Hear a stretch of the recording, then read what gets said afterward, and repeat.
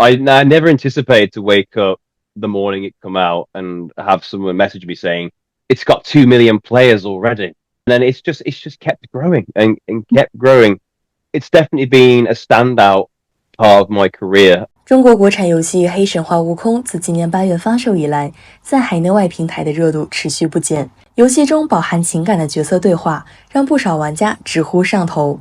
在英文版《黑神话：悟空》中，英国游戏配音演员詹姆斯·亚历山大为银狐等多个角色配音。他采用的伯明翰口音，在海外引发了很多网友讨论。近日，亚历山大接受了中新社记者专访。The culture differences blended very well. There wasn't any moments where there was big difficulty, which again is an achievement in itself. 亚历山大表示，为了更好地诠释角色，他在配音前专门了解了中国古典名著《西游记》，并研究了游戏的中文配音。游戏团队也为他提供了详尽的英文脚本，帮助他理解角色所处的时代背景。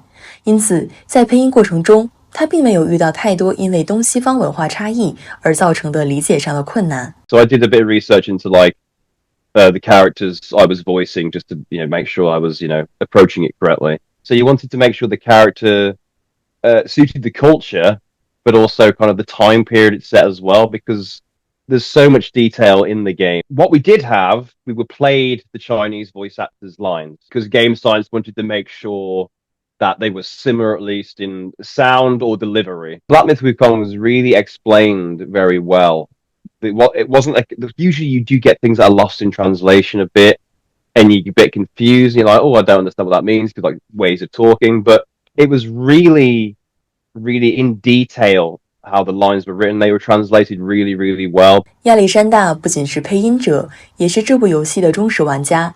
在他看来，《黑神话：悟空》中充满各种中国元素，对于海外玩家很有吸引力，同时又将西方流行的游戏玩法融入其中。这种东方文化与西方游戏技术的融合，是这部游戏走红海外的重要因素之一。I'm playing it at the moment. I think one really big selling point is the fact that it's got a really mature and say respectful approach to the story itself. There's not really been a game that has followed Journey to the West so in depth. For people who aren't familiar with Wukong, seeing a monkey man is like, oh, that's interesting.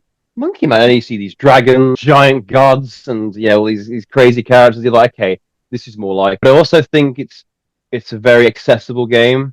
It's taken elements from other popular games like God of War and Dark Souls games, and it's taken gameplay mechanics and met them together really well. 在配音工作结束后，中国神话传说激发了亚历山大的兴趣。他认为《黑神话：悟空》中的中国文化元素对于海外玩家来说有持续的吸引力。